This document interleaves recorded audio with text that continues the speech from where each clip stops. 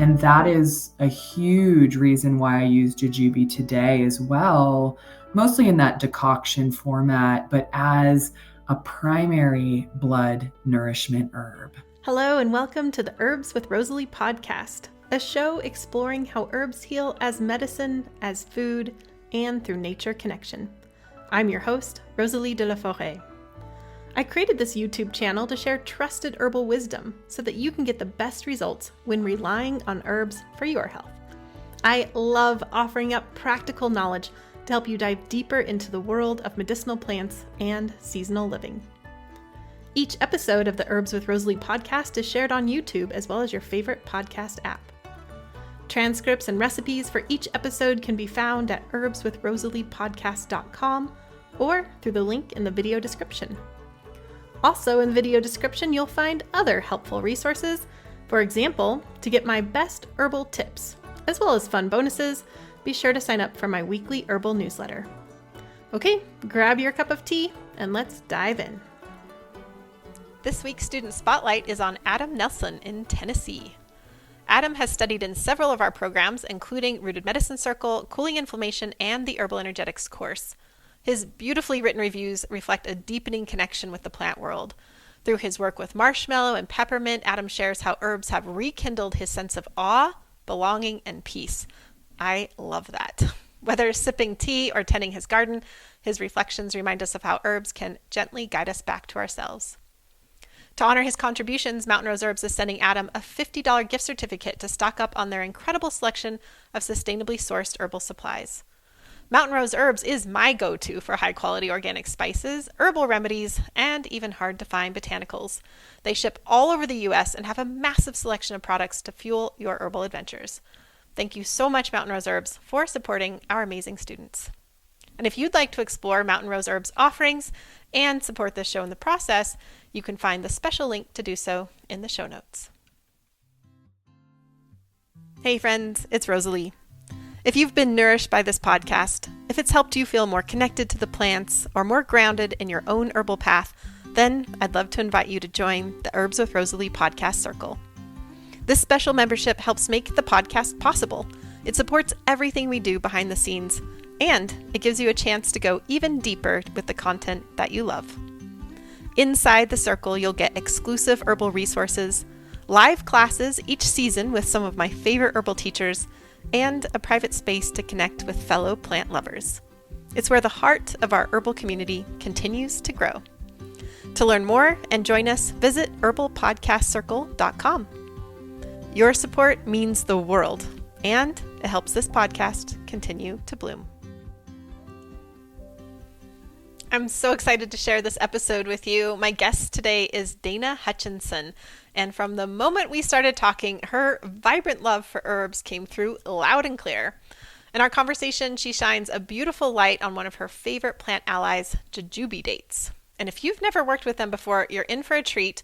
Dana has a way of making you want to just run out and add them to your next cup of tea or bowl of soup. And I think you're going to be just as swept up in her joy and wisdom as I was. For those of you who don't already know her, Dana is a registered herbalist and mentor with the American Herbalist Guild and is the owner of Wildflower Clinic, a traditional Chinese medicine and Western clinical herbalism health center in Golden, Colorado. Dana and her team pride themselves on TCM diagnosis, where they interpret the pulse, nails, and skin and tongues of clients in the autoimmune, infertility, and emotional trauma space, both in person and virtually. Dana is also a faculty member at the Colorado School of Clinical Herbalism and an advanced course educator at the Herbal Academy. The Wildflower Clinic is one of the only herbal clinics in the world that alternatively supports the autoimmune condition Lichen Sclerosus with botanical, lifestyle, and supplemental recommendations that has helped hundreds of women reach remission. Dana, thank you so much for being on the show.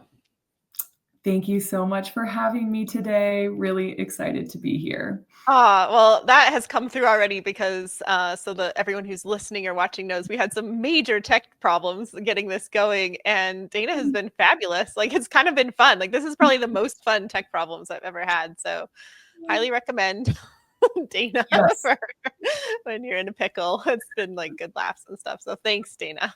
Yes, of course. I'm glad we're here. Third time is a charm. Absolutely. Thank you. Well, Yeah. Dina, I know a little bit about you, but not all that much, and I'm excited to hear about your herbal journey. Yes, yes. I am so happy to be here. And where would you like me to jump in?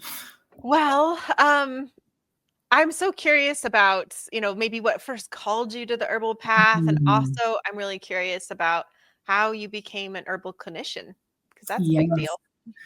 yes. It was a long journey. And, when I really think about how I stepped into the world as an herbalist and as a clinician now, I really kind of reflect in three different pillars of my life. Mm, And the first area that I really think back to is actually the influence of my Hawaiian Chinese culture.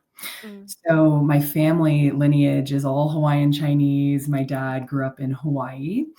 And when we were younger, we had a huge influence of that tradition over the way that we viewed a myriad of different things, including just looking at nature not as being separate to us, but mm, being part of us. mhm, I remember, we used to discuss as a family different leaves, different roots, different barks, different flowers that we would utilize to, basically treat little infections or colds, or things that we were just wanting to remedy as kids.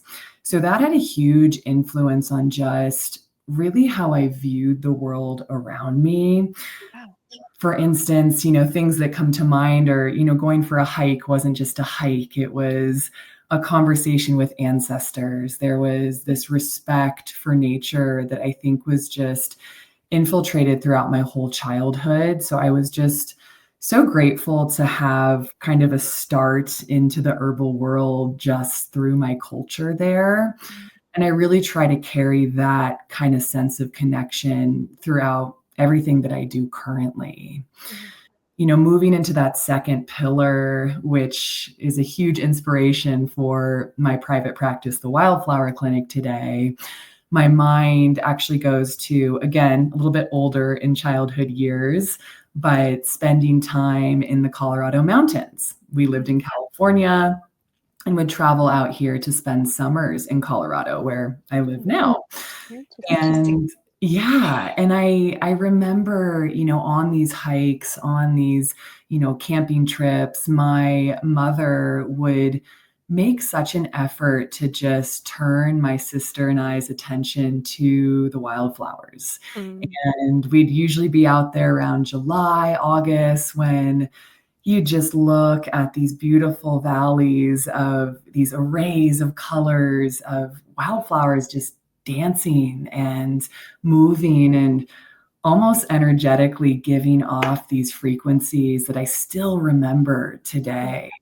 Uh, mm, it was almost this amazement, right? And I see still the valleys of, the pink firewood and the red Indian paintbrush and mm, silvery blue lupine, and they all just kind of looked like they were speaking and had so much wisdom. So I always remember that. And when I wanted to, name my private practice, that was the only thing that felt right, mm, was the medicine of all of these beautiful flowers has to be an integral part of that. mm, So that was kind of the beautiful, foundations. That third piece for me, unfortunately, didn't start so happy and joyous. Like a lot of healers that I'm sure you've interviewed, my next piece, stepping into that clinical role, actually started with me getting very, very sick. mm, I was living in Australia at the time, and I was not taking care of myself as normal teenagers do. Um, and it really all started with an undiagnosed nodule on my ear. I went into the doctor and they said, "Oh, we don't know what it is. Let's give you some antibiotics." So I took those. I was a teenager. I said, "Yeah, yeah, I just want to get on with my life," right? A couple weeks later, I ended up getting a UTI the first one I had ever had. They, again, recommended antibiotics. So I took that. A week later, it had not improved. So I had to take another round. So now we're at 3 rounds of antibiotics in about a month. Simultaneously, my mother actually ended up getting diagnosed with terminal brain cancer when I was over in Australia. And that one absolutely pulled the rug out under my feet. My emotional state started to decline, as you'd imagine, and my health was not improving. So a couple weeks later, a lot of antibiotic usage. I hadn't changed anything about my lifestyle, of course, and I started getting some pretty severe vaginal discomfort, and this was new for me. I ended up examining myself and noticed the initial signs of what I now know as lichen sclerosus. I had extreme burning. I had lesions, atrophy to the labia, fusing tissue, cuts, extreme irritation and swelling. It is not a fun condition. And so, of course, I went into the gynecologist and they said, "Oh, that looks like BV, bacterial vaginosis." And I said, "Oh, okay, I've never heard of that." And of course, what do they do for that? Yeah, that's my 4th round of antibiotics then. Okay, so I take that. Things get progressively worse for me. I develop an anal fissure, which is excruciating in chronic states. If anyone listening has had one, my heart goes out to you. It is absolutely the worst pain I've ever experienced. And my mental health was continuing to decline. So my mother ended up passing away from brain cancer, which, as we can imagine, did not help my physical health. I was depressed. I was processing grief. And it felt like it was the lowest I'd ever been. Flash forward, I then went back to the gynecologist as things weren't getting better. And they did a biopsy on me. So they said, "We'll do a biopsy. We'll kind of see what this is." And I said, "Great, let's get moving here, right? This is very uncomfortable." And they ended up losing that biopsy, actually, which I just love putting that in there because I'm like, oh my gosh, that is not something you want to do again. I ended up getting a second biopsy. They confirm lichen sclerosus. Back then, they didn't really know what this condition was. They thought it really only affected postmenopausal women. And how could someone who was 19 be diagnosed with this? So there were a lot of questions. And they ended up prescribing me. My 2 options were a steroid, clobetasol, or an estrogen cream. And I remember the physician at the time mentioned, "Oh, just take the steroid. Things will go away in a couple weeks and you shouldn't have to worry." So, of course, I blindly said yes. I don't know anyone who wouldn't in that current stage. Not a lot of natural knowledge just yet. And things got terrible for me. I had a reaction to the steroid. It fused my skin at a rate that was extremely alarming. I couldn't walk for 3 months, couldn't shower. My husband, who was my boyfriend at the time, who was an incredible support network, was just my rock. And, we could not be intimate for over a year. There were a lot of big challenges, of course, that now I work with folks through today. But about 6 months to a year goes by of just absolutely no answers, no support. And that is when I met Chinese medicine. And my entire path truly changed that day when I met my first TCM practitioner. And it's a fun story. I love just kind of saying how I found it. I was actually having breakfast with some friends in Australia, and I was walking to my car to go home, and I passed this door with this little paper sign written on it in pen. It just says, "Don't tell me what's wrong with you. I'll tell you what's wrong with you." And I was like, "What?" And then it said Chinese medicine. I was like, "You know what? I've got nothing to lose." And with my heritage, I was like, "Oh, I should probably reach out. This could be interesting." And so I did. Long story short, they had a session available the next day. I go in. One of the biggest things I remember was when I opened this door. This male practitioner, he opened his arms immediately and said, "Welcome," like mentioning to come in for a hug. And all of my other dealings with the Western world were nothing like this, right? It was Yeah. sit down, what do you need? You got 4 minutes. It was like, and I immediately started crying. He said, we're fine, come in, let me look at you." He looks at my tongue, my pulse, my nails. I was shaking, just it Mm, was such an energetic exchange that I still can't really put words to it. I've never felt something like that. mm, And, he immediately looks at my tongue and my pulse and says, he says, "What condition do you have?" And I said, "Lichen sclerosus. Have you worked with it?" And he said, "No, no, no, no."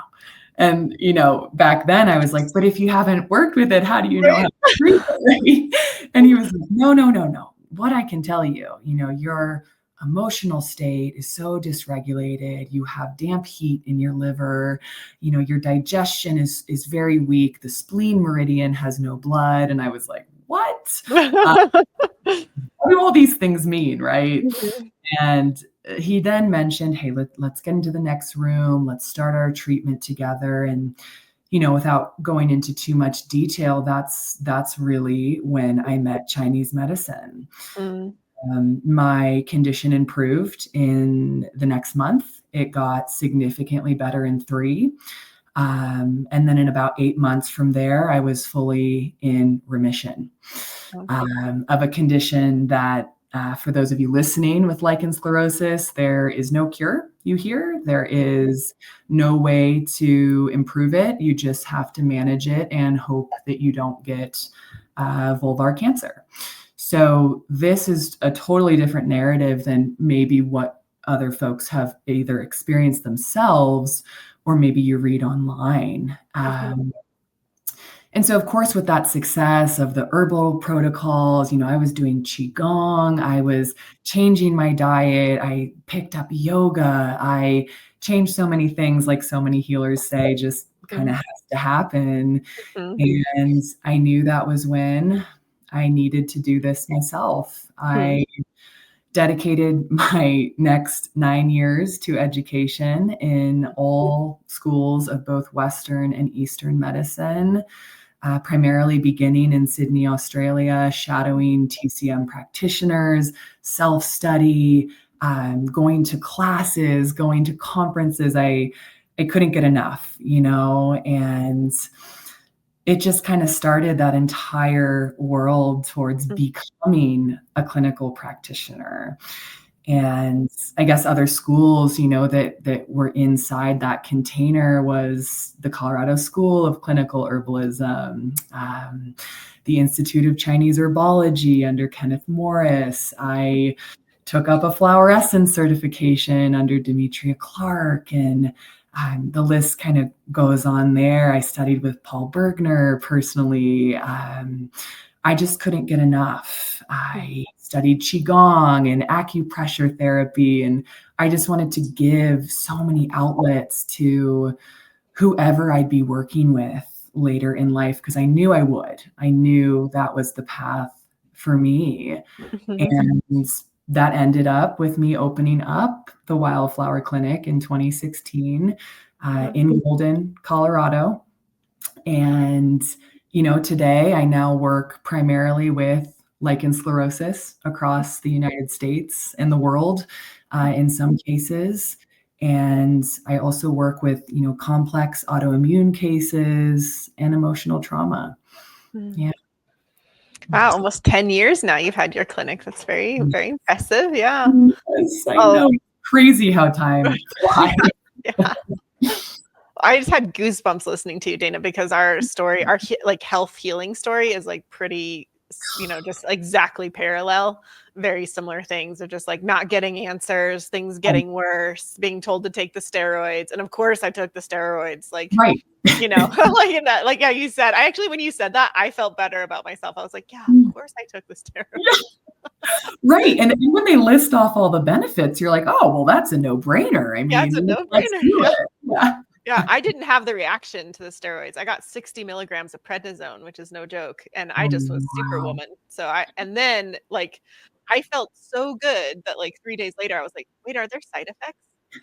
And then I read the side effects and I went back to the doctor. I was like, I got to get off these. And they're like, oh, you can't, you can't Yeah. start taking them immediately because it'll be even more worse. Oh, And catastrophic. Yeah. but it was just I just like, wow, I just felt like such a camaraderie with you because it was very similar. And then I had that same thing of just, I was, it was a terminal disease and Ugh. like, this is it. And being able to heal from that. And then I just knew, oh, this is my path. Like how Yeah. many people are told this is it and it's not, And Mhm. prior to that, I just thought Western, I thought you go to herbs for like boo-boos, they're like, they're a nice hobby.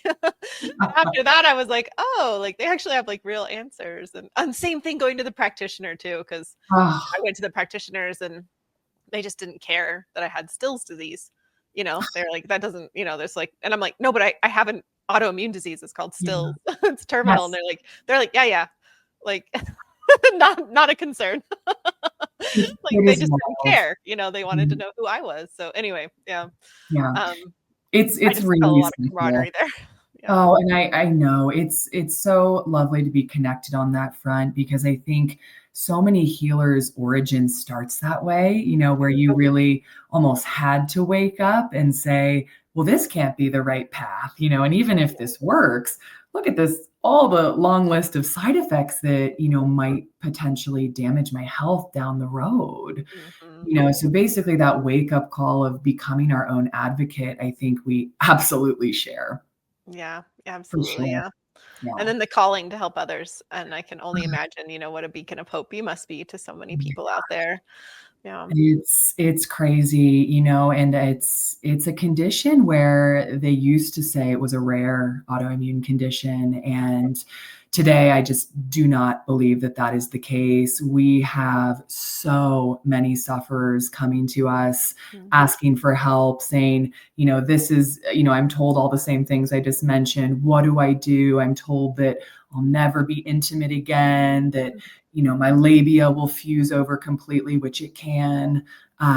It's a pretty aggressive condition. And, today what we try to really evoke and harness in our sessions is, hey, let's get that lichen sclerosus diagnosis out of our minds. Let's take it back to all the different root body systems and exposures in your life that probably combine to cause this inflammatory reaction. Mhm. Right. And I find when you break things down with clients like that, it seems like that's so much more manageable to battle against, Mhm. as opposed to saying, you have an autoimmune condition, your system's attacking yourself, you did all this. And it can be really hard emotionally Yeah. for clients to say, how am I ever going to get through this? Mhm. Right? Where if you say, okay, we have, a ton of medication exposure. We lived across the street from a power plant for 10 years. You had mold in your house.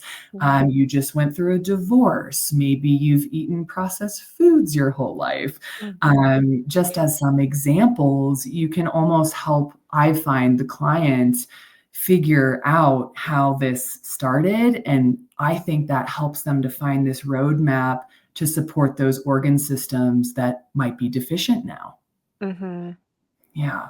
Yeah. Yeah. That's, one of just such a gift of herbalism and Chinese medicine, just to look at the person and not the disease in many ways. It's huge. And, even with facial mapping and looking at the whites of my clients' eyes, you can just infer vitality. Mhm.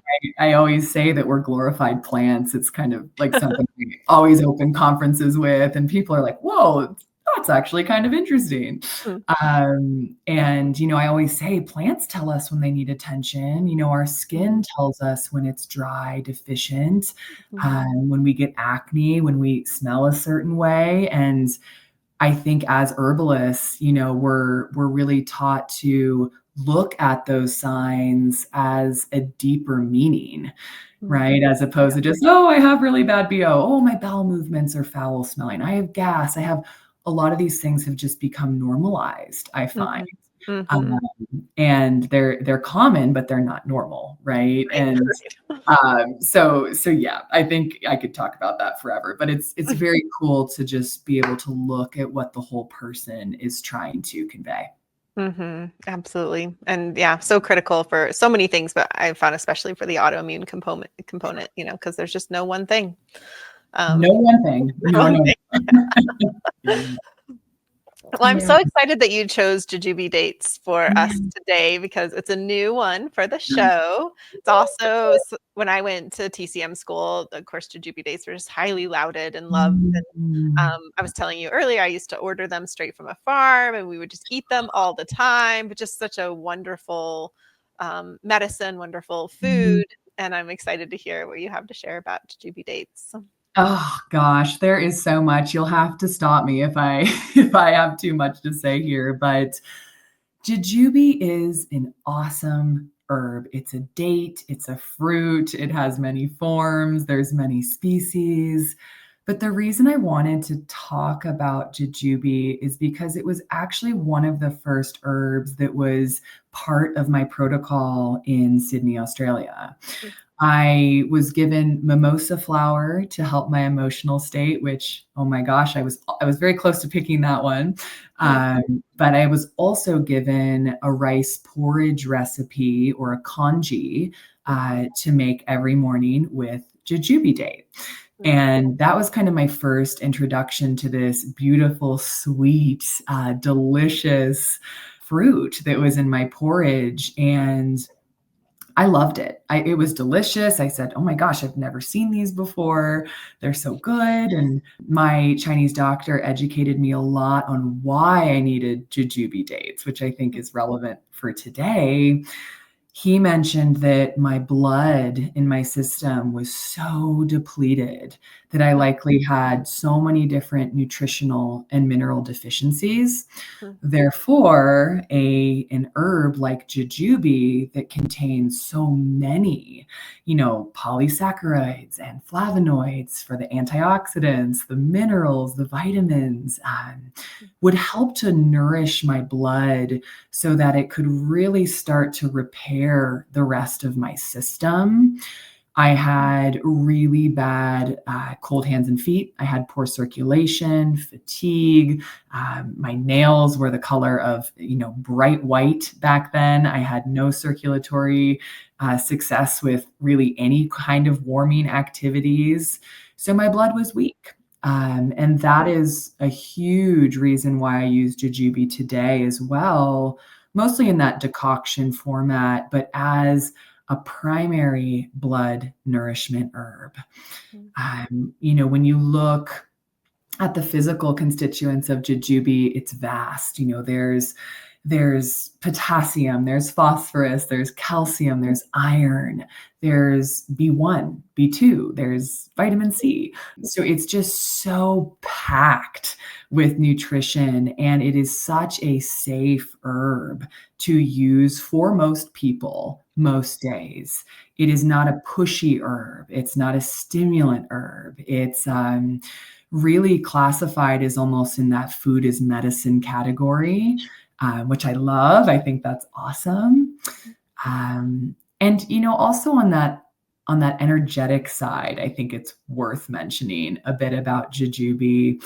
In Chinese homes, they will just have beautiful ornamental bowls with dried jujube date in it. And in the Chinese culture, even just seeing a jujube date, it has, properties to evoke fortune and good success and fertility, vitality and change of the seasons. So there's almost this kind of notion of good fortune when you see a jujube date, that that the Chinese culture really, really has had for almost 4,000 years since its first origin in a medicinal text. And we actually, in the wildflower clinic, we also have it just, around the clinic You and do. Oh. I was like, I have to. So I think it's nice to just have that calming property. It's a beautiful red date for those of you who don't know this herb just yet. And a little bit of more on that, I guess, botany side. This herb really actually grows as a tree. It is found all over mainland China. It can also grow in the southwest region of the US. You'll find them in California and Texas, in the desert regions. And they are about, I would say, maybe 1.5 to like 3 centimeters. They look kind of like an oblong cherry, I would say, for those who aren't aware of them. And they're so delicious. They taste so good. When I teach at certain herbalism schools and I'll be decocting jujube, maybe in a larger subset of herbs, I always tell the students to come up and grab a jujube date after it's been decocted, because, they'll taste it. And I love watching their first expression if they haven't had one yet, because it is so delicious. And I know you've obviously had lots of these in your life as well. Yeah, and it's been a while because I'm not really sure where to get them right now. Do you have any suggestions on where to find jujubes? It's very hard to find jujube date. We actually have a friend of ours cultivates them in California. Oh, So yeah, we kind of have the OG connection there, but she has a property with a couple different trees that we buy from.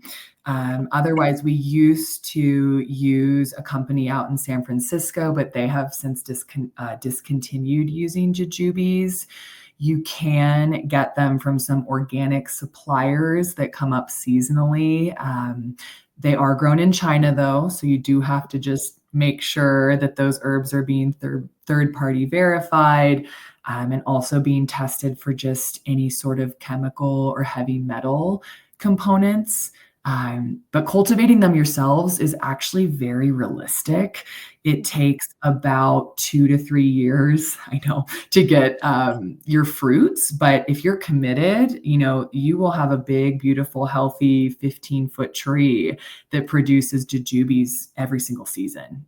Most commonly in that July, August season is when they're at that full ripened date that you want to pick perspective. So yeah, we need to inspire more people to do this for sure. I know, we really do. Write to me, I'll give them my address and they can send them my way. Yes, no, absolutely. And some of the bigger herb suppliers, I have seen them seasonally carry jujube date. So I have seen them pop up on Mountain Rose here and there. I have seen them pop up on, what is the other one? Star West. Sometimes I've seen them on there. Very easy to get them wildcrafted, again, from those Southwest regions of the United States, for sure. Cool. Yeah. Yeah, but I guess, other things with jujube, I think clinical actions are pretty cool to pass on for anyone who wants to try to use this herb or this date. I really, really find that this date has a lot of anti-inflammatory properties. There are huge, huge amounts of antioxidant properties in this herb. I would also say it's hepatoprotective, so supporting the liver. And then I also do believe that this has a lot of neuroprotection elements also. By moving the blood and nourishing the blood, I think it can really reach probably the entire system if we really fully studied this herb in its full capacity. And, from that Chinese medicine perspective, I would say it really shines in the heart and the spleen meridian. The spleen is kind of the governor of blood. In Chinese medicine, it makes sure that the blood is rich, it is nourished, and it's filtered appropriately. So an herb like jujube that has all those great nourishing components really helps the spleen meridian. And then, of course, I think one of the bigger areas of jujube where it finds a beautiful place is in that emotional trauma front. And I really love to combine this date with herbs like mimosa flower, herbs like crataegus or hawthorn, tilia, linden comes to mind, St. John's wort, just as a beautiful emotional ally. I find a lot of folks in the autoimmune world and also obviously battling lichen sclerosus, even if they don't have emotional trauma outside of this condition, battling the condition is enough to dysregulate the central nervous system. And so having this herb come in and warm the interior and clear, any sort of damp heat, nourish the blood, tonify the chi, it can really feel like a flood of a surge, a flood of vitality moving through the body. Oh, your love of jujube really shines through. Oh, And, I mean, yeah, it really makes me want some right now. They are, like you said, so delicious. And it's like beyond delicious though, is what you've been sharing. It's like they're so nourishing that they just hit on a yes. different level, I think. So I really think so too. I remember trying that in the congee. And again, for people who don't know what that is, it's really just, you mix whatever you want, some beans, some herbs, some dates, some goji berries into a rice porridge, and you just kind of cook that in a saucepan perspective. And I remember tasting one of those and just saying, what? I did not expect that. Yeah. and for your recipe today, you're sharing a decoction of a whole bunch of fabulous herbs as a lichen sclerosus decoction. Will you go over that recipe with us just a little bit?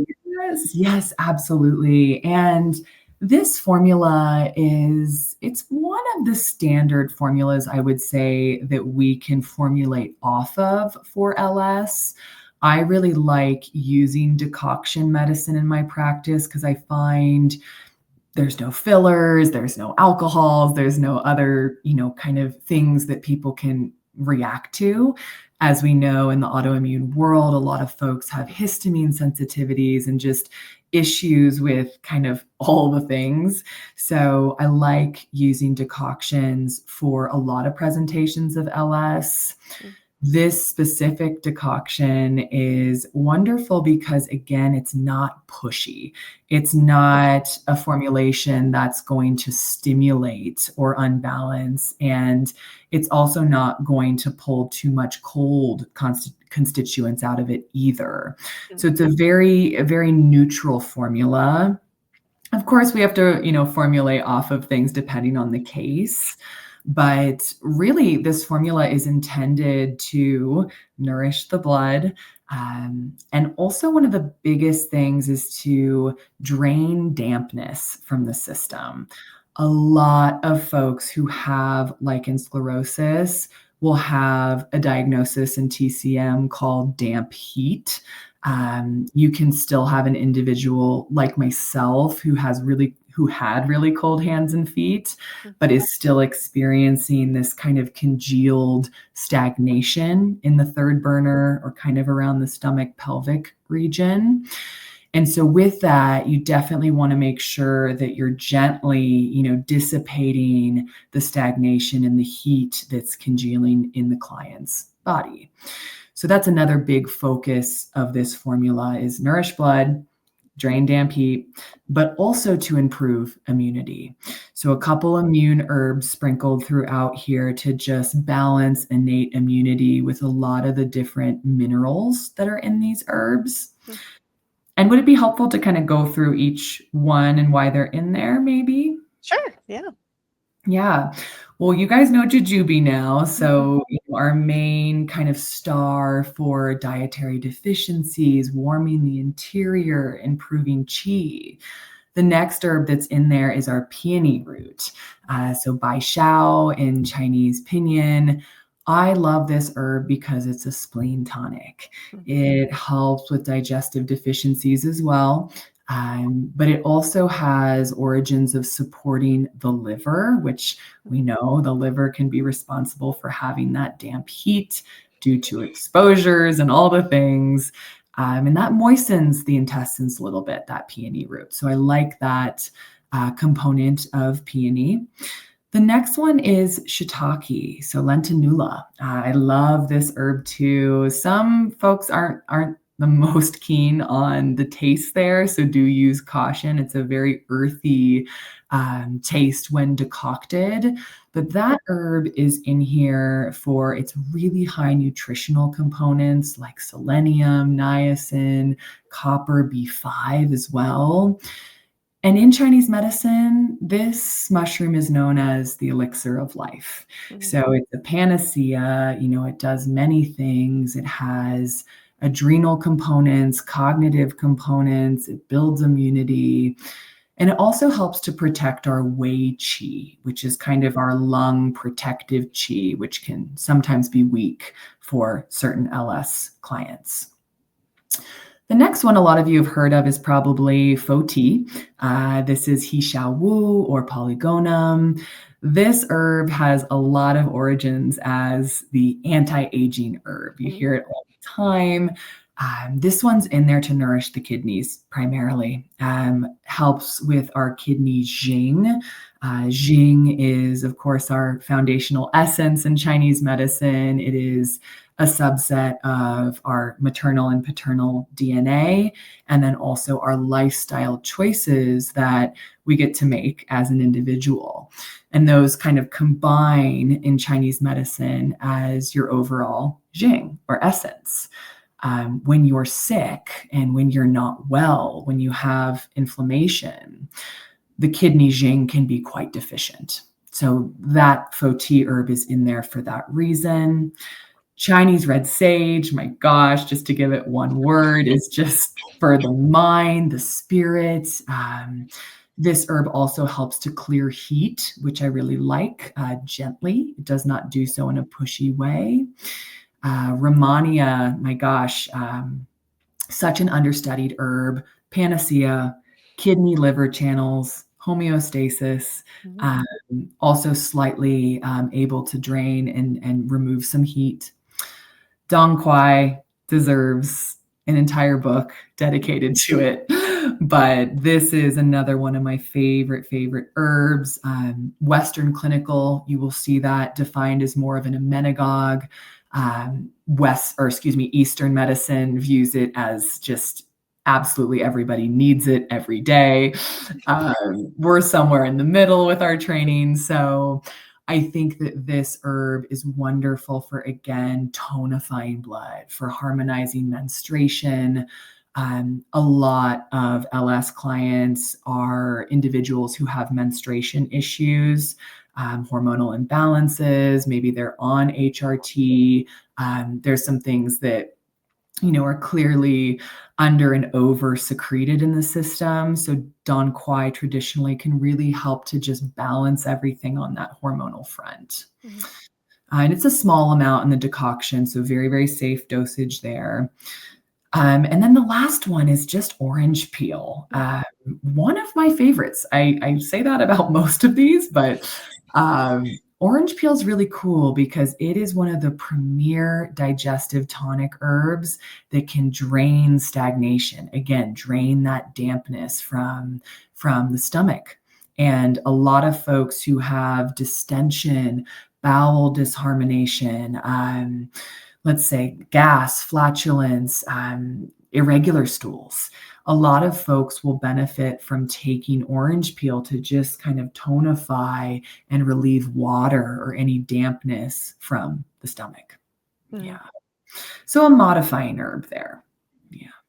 Yeah, but that is That's the decoction. I think I gave a whole gram amount, about 450 grams. That kind of equates to a 30-day dosage.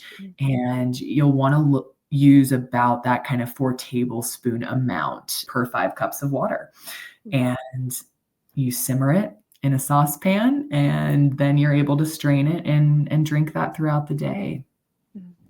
That was a wonderful description of that formula. I mean, I think there's like so many lessons in that in terms of just, how these things go together and how we're thinking of, again, not like an herb for lichen sclerosis or an herb for an autoimmune condition. We're thinking about how they relate to the body, drain dampness and tonify the blood, etc. So yeah, it's a beautiful explanation of the wonderful formula. Yes, I love it. And you're so right. My options were two things in the Western world, right? You either get to take the clobetasol, the topical steroid, or you can take the estrogen. And not saying that that might not work for folks, that might work for folks. You got to do what, works for you.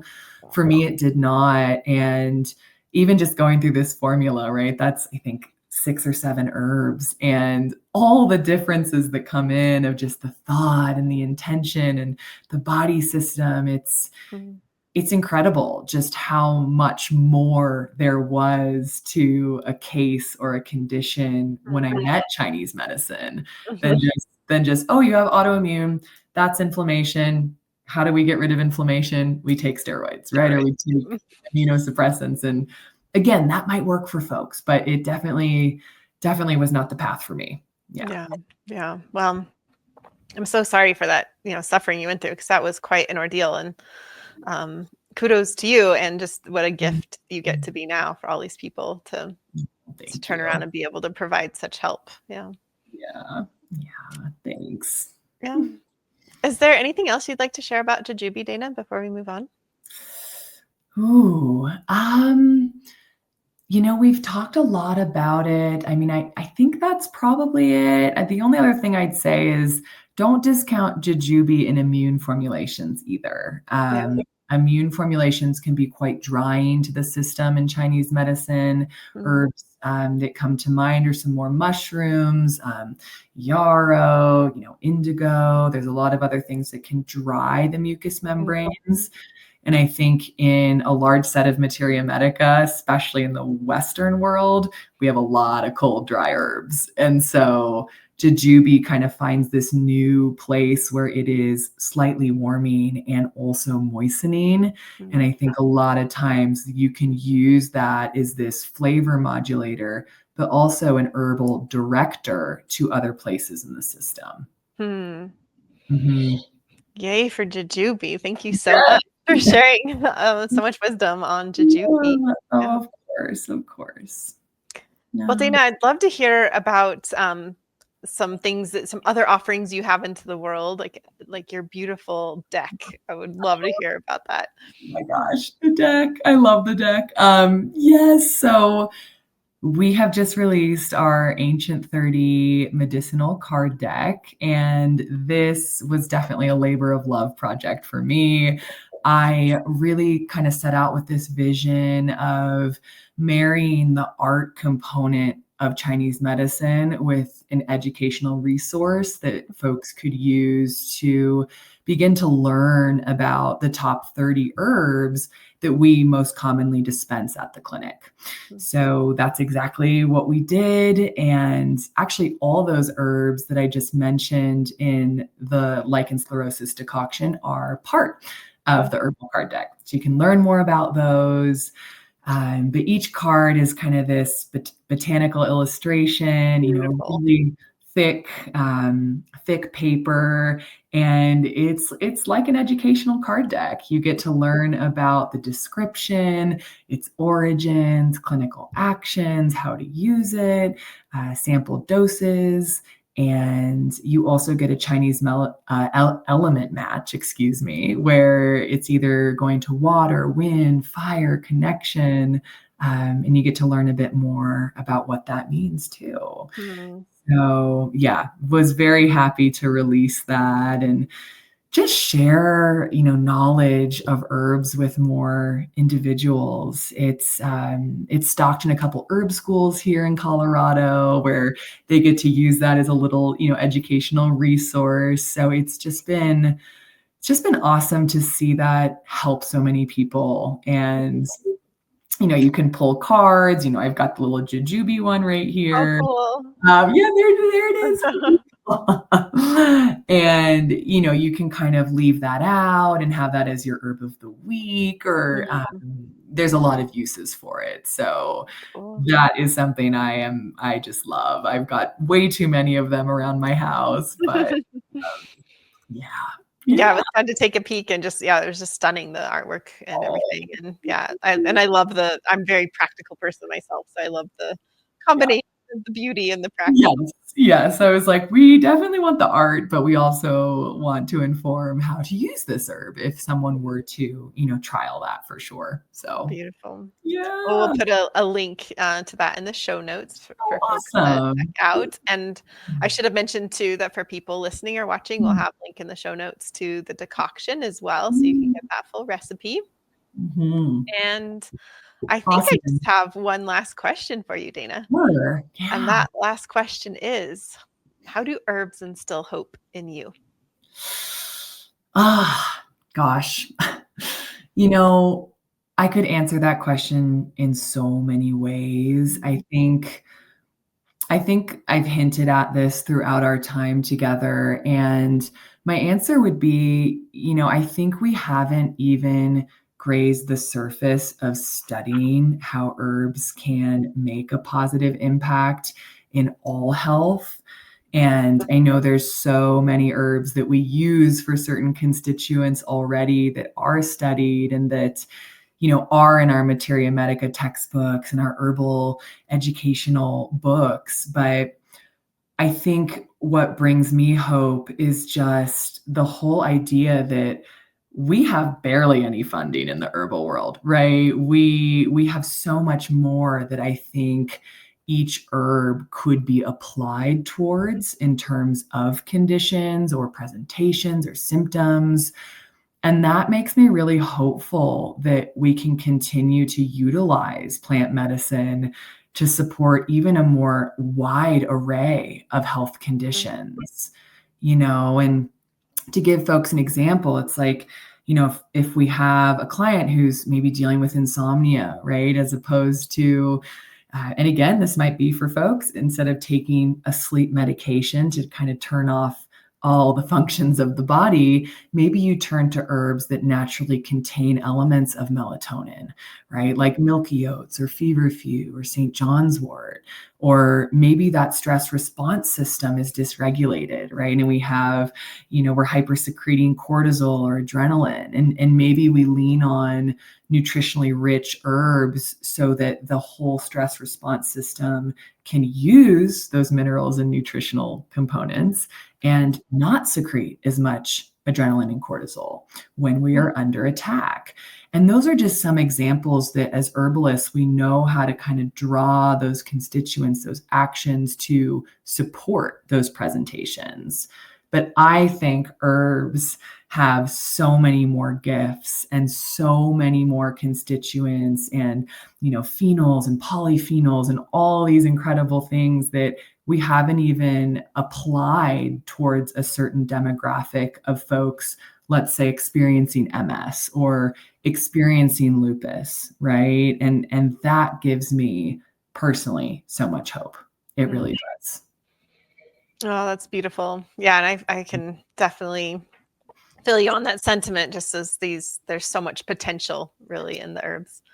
Yeah. So much potential, and I say that I could have said so many other things, but I think with folks listening, a lot of people are probably interested in this world already and might have some knowledge under their belts. And I think as you're learning herbalism or even you're a practitioner, applying herbs daily for your clients, I think that helps me to keep going too when maybe you do come across some complex cases or some, really severe presentations, because most folks are coming to my office as a last resort, right? We know this.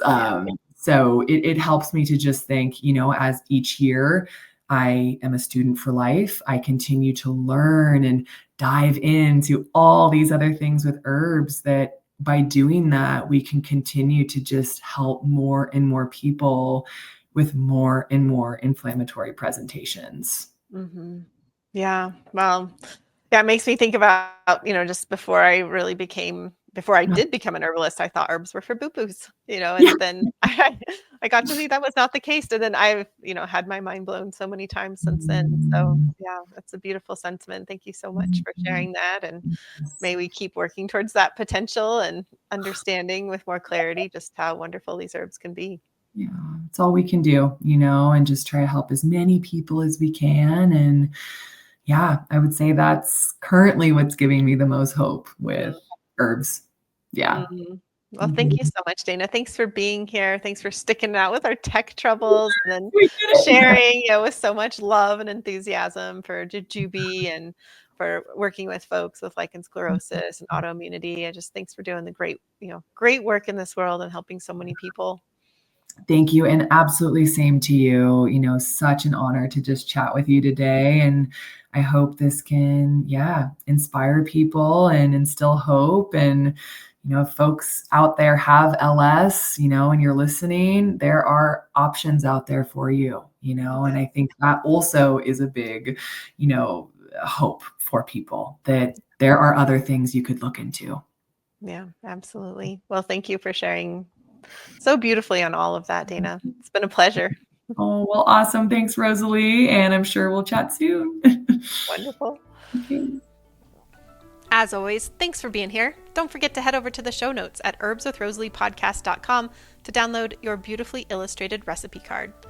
There you'll also be able to sign up for my newsletter, which is the best way to stay in touch with me.